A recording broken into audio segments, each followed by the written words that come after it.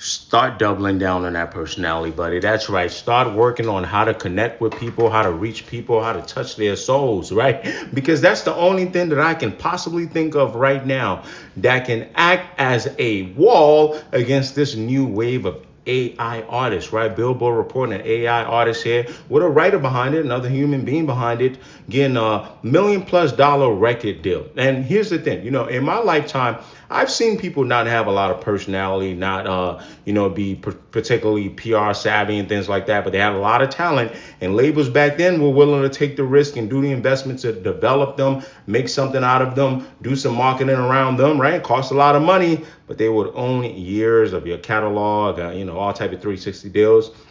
I've seen that. Then I've seen this newer phase because it's easier to access the music, it's easier to have access to making the music. It's easier to get the music out there. You got these new people who are not particularly skilled, but they do have something unique about them. I wouldn't call it about being personable, but they have something unique about them. So I've seen that phase. This phase, you're going to have to become the complete package because the label were like, hey, listen, dog, we didn't want to invest all this money into cleaning up people's mess, making them, worthwhile. So whatever, you got skill or not, we don't care anymore. Now we got AI.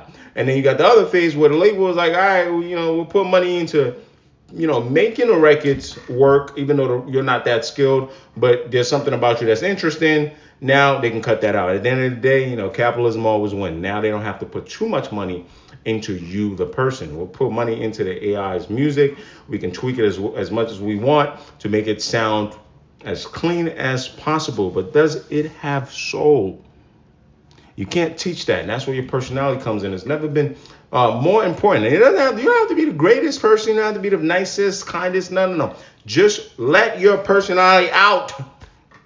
All the lessons people try to teach you about socials and all that stuff, you're going to have to apply it, buddy. We're going to have to apply it, buddy. So that's what's going on here. But it raises another question. Now we got bots in the streaming farms and all that. Now we got AI as the artist.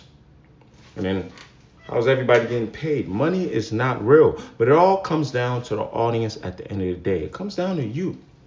These labels aren't putting the money out there because they just got money to blow.